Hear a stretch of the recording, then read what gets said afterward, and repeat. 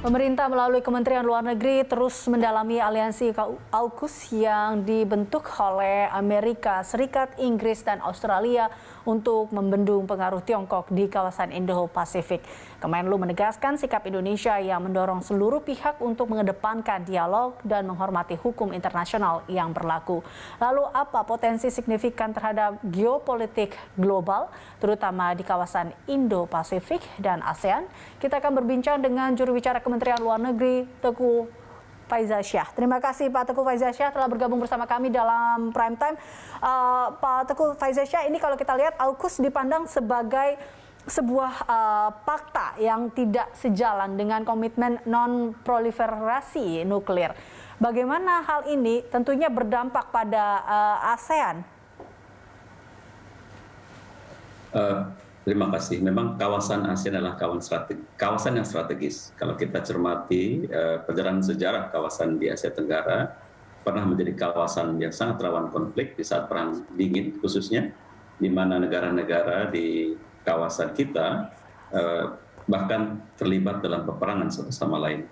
Keberadaan ASEAN justru sebagai bentuk dari upaya bersama secara kolektif untuk tidak menjadikan kawasan kita sebagai teater atau tempat di mana negara-negara besar mencoba menjalankan pengaruhnya.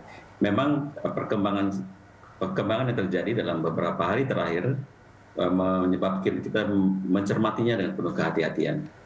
Khususnya yang telah disampaikan adalah menyangkut pengadaan kapal selam. Namun dalam kerangka yang lebih besar adalah ada satu aliansi yang melibatkan 3 negara. Ini tentunya negara-negara di ASEAN memiliki sisi pandang yang berbeda-beda. Katakanlah sampai saat sekarang kita belum bisa merumuskan satu sikap bersama karena memang negara sekalipun bergabung dalam ASEAN tentunya memiliki sisi pandang nasional yang berbeda-beda. Indonesia adalah yang pertama yang mengeluarkan 5 poin posisi kita, dan salah satunya juga berbicara mengenai konstelasi persaingan antara negara-negara besar di kawasan dan potensinya yang mengancam stabilitas dan keamanan di kawasan.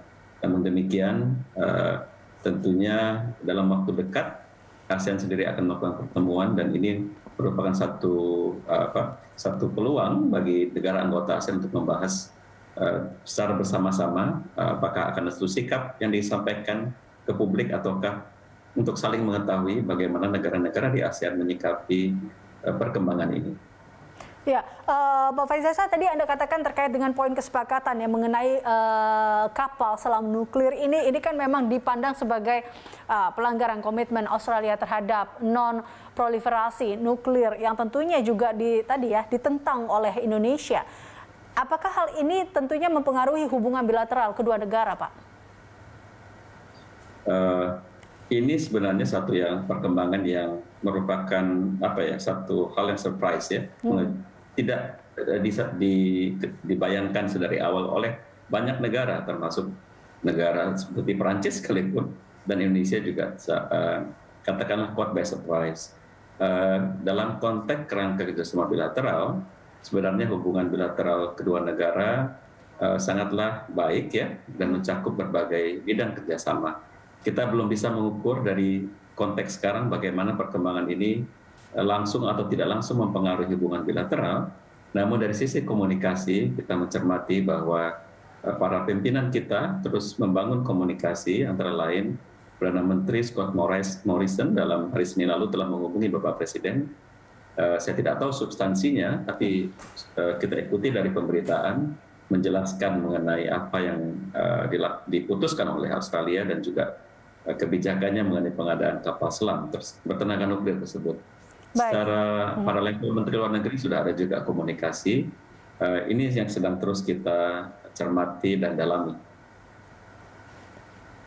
Baik, ini selain dengan poin terkait dengan kapal selam nuklir, ini kita juga lihat adanya proyeksi perlombaan senjata dan kekuatan di kawasan dalam aliansi AUKUS ini, Pak. Bagaimana tentunya hal ini berdampak ke Indonesia? Ya, memang ini salah satu hal yang pokok yang kita berikan perhatian sangat khusus ya. Kita sangat khawatir apabila berbagai perkembangan ini akan mengarah pada satu perlombaan senjata baru. Betul. sudah terjadi dalam kurun waktu beberapa tahun ini, negara-negara meningkatkan kapasitas militer mereka. Yang kita tentunya memiliki juga kekhawatiran adalah kemampuan proyeksi kemampuan militer jarak jauh.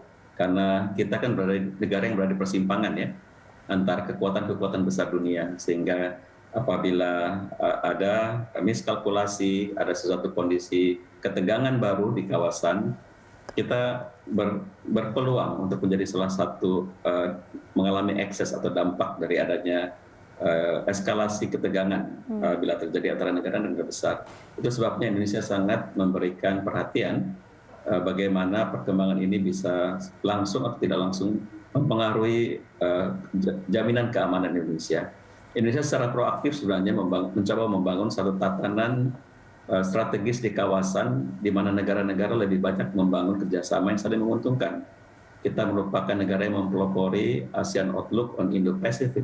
Salah satunya adalah juga untuk menghindari kompetisi antar negara besar yang bisa apabila tidak terkontrol ya, bisa menimbulkan ekses langsung atau tidak langsung bagi keamanan di kawasan. Oleh karena itu hal-hal seperti ini tentunya sudah menjadi perhatian kita sejak dulu, sejak lama, dan kita juga melihat perkembangan ini sebagai sesuatu yang perlu kita cermati lebih lanjut dengan melihat aksi reaksinya seperti apa ke depan. Baik, terakhir Pak, apa yang ke depan, mungkin apa yang akan dilakukan oleh Indonesia tentunya dalam menanggapi dan juga membuat kesepakatan kolektif soal AUKUS di ASEAN ini? Sebenarnya yang ingin kita bangun adalah kerjasama ya, bahwa negara-negara besar, negara-negara ASEAN, negara di kawasan Asia Timur, semuanya memiliki kepentingan yang sama bagi perdamaian dan keamanan di kawasan Indo-Pasifik dan Asia Tenggara khususnya. Karena apabila terjadi konflik, apalagi konflik militer, maka kita semua yang akan menjadi korban. Dalam artian kepentingan ekonomi kita terganggu, belum lagi kita berbicara mengenai potensi korban dari satu eskalasi yang tidak terkontrol. Apalagi kalau kita berbicara mengenai penggunaan senjata nuklir, ini juga merupakan satu skenario terburuk ya. Kita ada istilah mutually assured destruction, potensi saling menghancurkan antara negara-negara pemilik senjata nuklir. Jadi itu yang kita coba sama-sama hindari. Mudah-mudahan negara-negara besar, negara-negara yang memiliki kapasitas penggunaan senjata nuklir menghormati negara-negara yang katakanlah menginginkan perdamaian. Kita memiliki Treaty of Amity and Cooperation, itu juga salah satu yang mengikat negara-negara untuk mengedepankan kerjasama dan perdamaian dalam interaksi mereka dengan negara-negara di kawasan Asia Tenggara dalam lingkup ASEAN.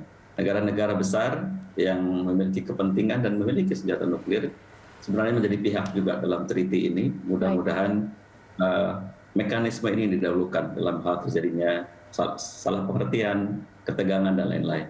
Baik. Kita tentunya tetap mendorong dialog dan menghormati itu.